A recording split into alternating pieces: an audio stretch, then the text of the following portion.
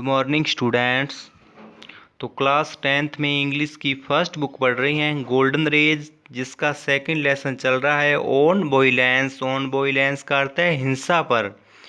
तो इस लेसन के अंदर हिंसा के बारे में बताया जा रहा है। इस लेसन में फिजिकल वॉयलेंस अर्थात शारीरिक हिंसा और आंतरिक हिंसा के बारे में बताया जा रहा है। तो सभी स्टूडेंट्स अपनी अपनी बुक को ओपन करें। आज इसका नेक्स्ट पैरा पढ़ने जा रहे हैं, उस पर ध्यान दें। आइए इस लेसन का नेक्स्ट पैरा पढ़ना स्टार्ट करते हैं। There is violence between husband wife and children.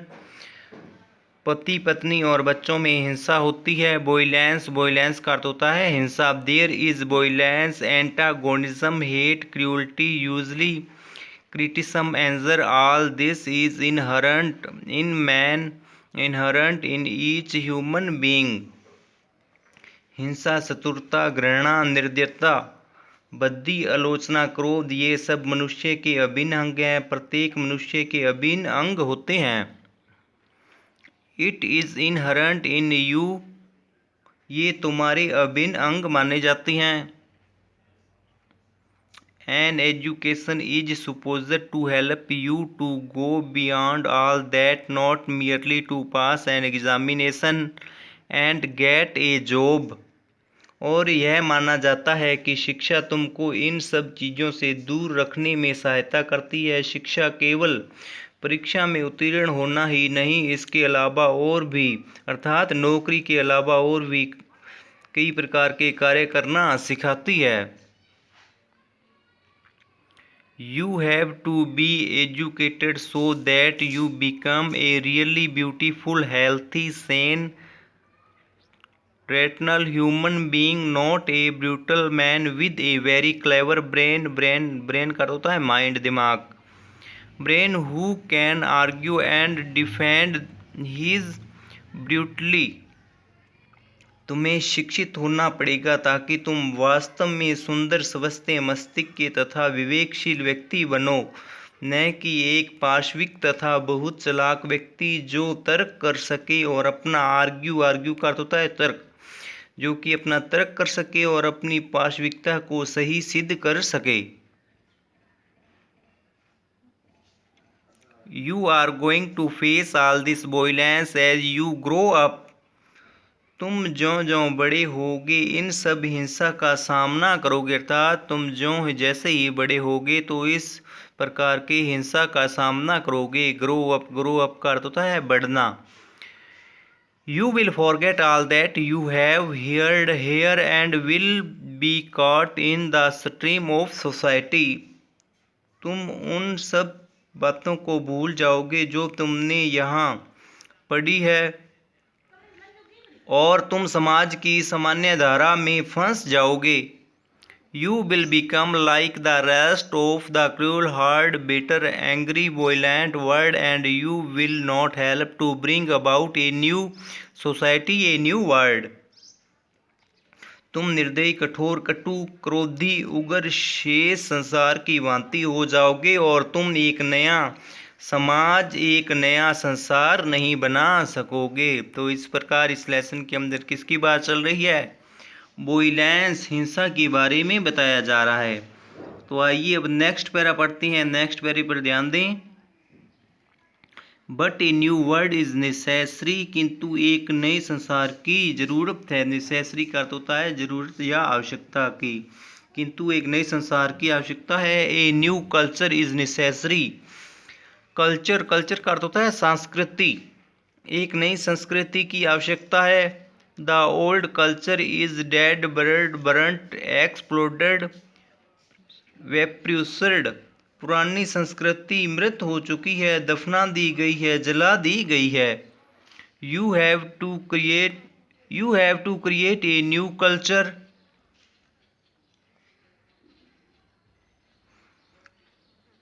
तुम इसमें क्या बता रहा है? You have to create a new culture, तुमको एक नई संस्कृति उत्पन्न करनी है।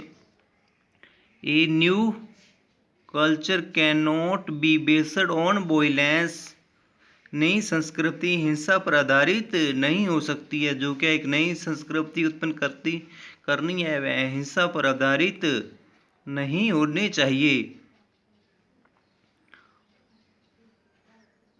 The new culture depended on you because the older generation has built a society based on violence, based on aggressiveness, and it is this that has caused all the confusion, all the misery। मिस्री का अर्थ होता है दया। नई संस्कृति तुम पर निर्भर है क्यों? पुरानी पीढ़ी, जनरेशन, जनरेशन का अर्थ होता है पीढ़ी। पुरानी पीढ़ी ने हिंसा पर आधारित, आक्रामकता पर आधारित समाज का निर्माण किया, और यहाँ कारण है कि इसमें अनिश्चितता और कष्ट उत्पन्न हुए हैं।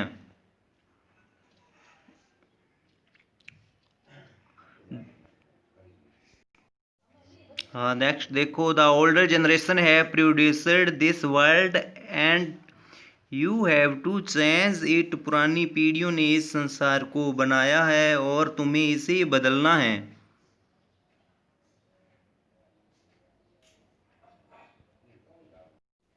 You cannot just sit back and say I will follow the rest of the people and seek success and position।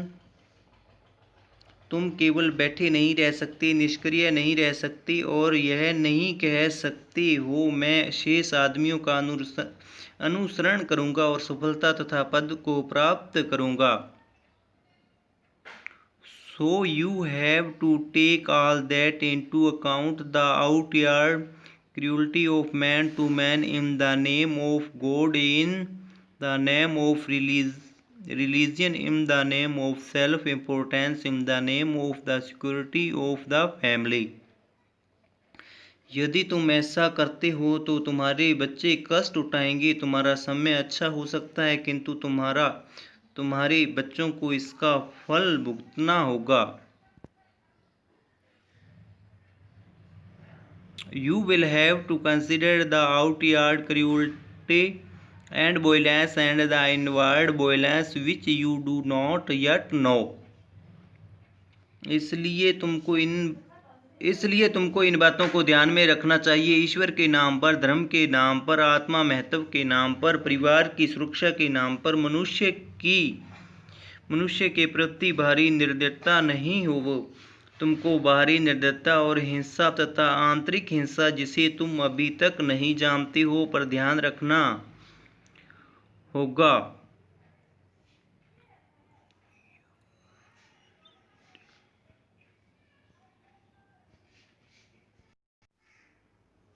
Next para देखो, you are still young but as you grow older you will realize how inwardly man goes through hell, goes through great misery because he is in constant battle with himself, with his wife, with his children, with his neighbors, with his goats।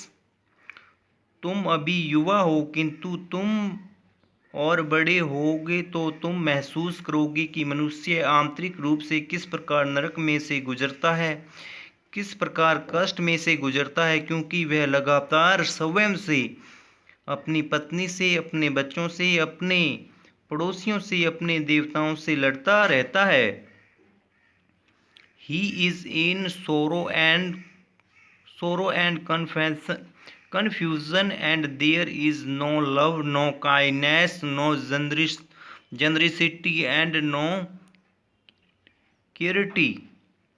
वह दुख और अनिश्चितता में रहता है, इसलिए उसके पास प्रेम नहीं है, दयालुता नहीं है, उदारता नहीं है और दान का भी भाव उसके पास नहीं है। And a person may have a PhD after his name or he may become a businessman with houses and cars, but if he has no love, no affection, kindliness, no consideration, he is really worse than an animal because he contributes to a world that is described।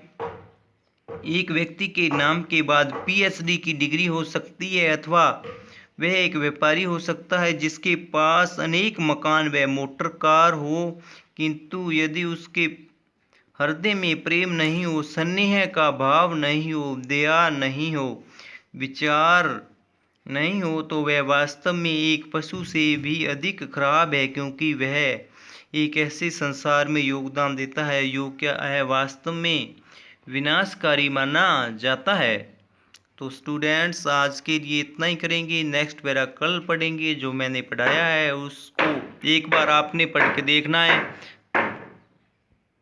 तो students आज के लिए इतना ही। Okay, bye bye, have a nice day.